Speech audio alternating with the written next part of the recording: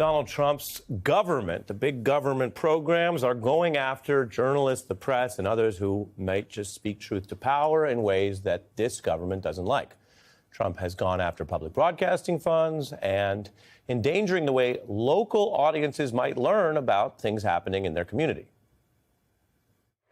I think President Trump is fundamentally reshaping the media landscape. We're going to continue to see consequences over the coming, months and years as this industry sees a pretty big, reshuffle take place.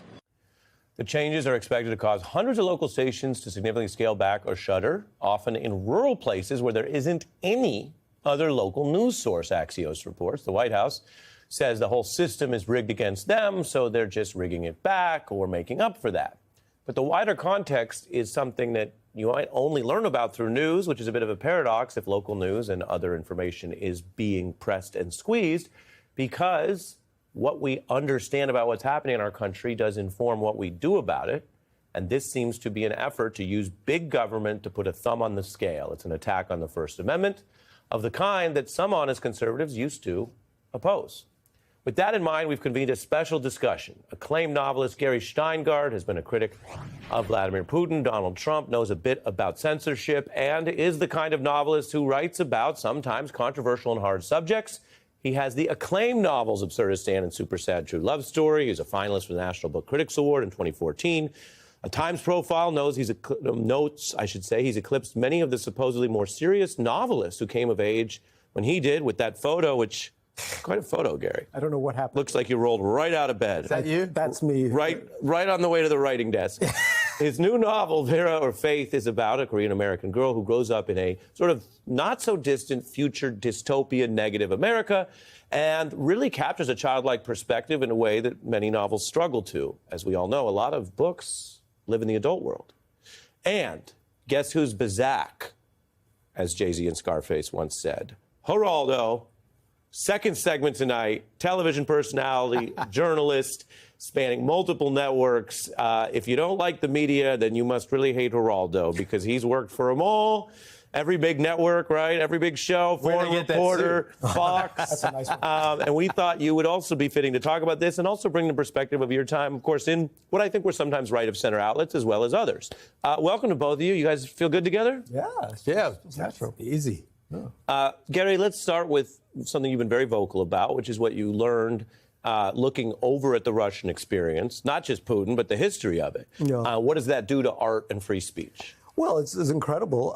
I grew up in a system with a lot of censorship. There were very few books you could read from abroad. I remember the one book that I was allowed to read was Mark Twain, Tom Sawyer, but it had an introduction by one of Stalin's henchmen, which was very fun introduction. Stalin wanted to purge all the, whatever, Mark Twain, etc. But I'm very worried about the kind of confluence I see between America and the and Russia.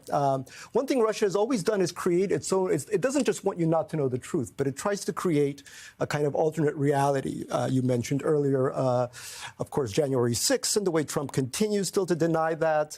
It also, you think about Kash Patel's children's book about. Which also turned things upside down, obviously.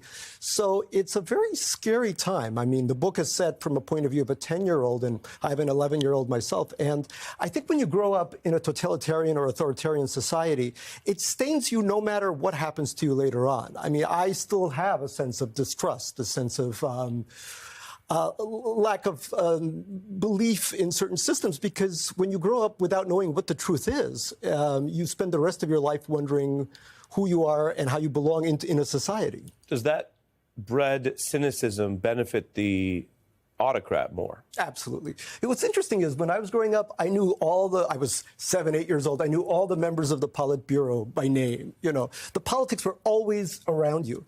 And my son, he's 11 years old, him and his friends, they talk about Trump all the time and about Trump's henchmen. It's almost like that's the idea, is that they become ubiquitous. And that's the only reality you know. Even if you have parents who are saying, okay, this is not great, it's the only world you know, because it finds its way, just like in the example I mentioned about Kash Patel writing children's literature about it, it finds its way into everything, and it creates its own reality. And that, to me, is very worrisome, while at the same time, of course, censoring books like, for example, Toni Morrison, right, which is something a high schooler would read, but still denying people the ability to read, the truth about the African-American experience. That, to me, is shocking and so Soviet at heart. And Geraldo, some people make peace with this by saying it'll happen to them. And maybe they have some outlets they really don't like. But it's happening to Fox News' sister outlet, Wall Street Journal.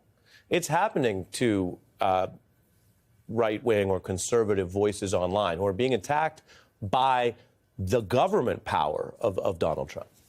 First of all, I have to say that it's freaking me out that I'm sitting next to the man I just read an article where he opposes circumcision. So I have to get out of out of that particular framework. Yeah, please. I tell you one thing. Working for Fox was eye-opening, Ari, in many ways, because what I saw were people who earnestly believe their point of view about the world. And public TV, which is alarming, of course, and I think will ultimately be harmful to America's right to know stuff. But when you look at PBS from the point of view of a Fox person, it's clear that PBS is of a certain mindset. And I don't care if, how liberal you are, how open-minded you are, or how right-wing you are, whatever it is, honestly viewed, PBS is an outlet that favors liberalism. Why? Because reporters are optimists. Reporters are, people who have a heart, who want to be involved. They're compassionate people. They want to change the world. But editorial freedom is going to land somewhere on the spectrum. The question today now is whether both PBS and the Wall Street Journal should be frivolously sued or attacked for that freedom. I refuse to feel sorry for the Wall Street Journal. Why? Because the Wall Street Journal can take care of itself. I'm not asking the Murdochs can take care of I'm not asking you to bake them a cake. You can save that for what he wrote about. But I'm saying that we have to, as both journalists and citizens, and here we have an artist, a writer, confront what's really happening. And by the way, if it works well enough, you won't hear about it in 10 years if it goes the other way. Personally, I am feeling very lucky that my former friend, the President of the United States, has not really been angry at me in a way that he manifested it in a public way. I've said things about him even today, earlier in the program. You were strong today, but do you worry that he would abuse power against you? I absolutely was worried about it, and he has not in any way, shape, or form communicated to me, even through mutual friends, that Geraldo lay off or anything like that. I get to say what I get to say. Yeah.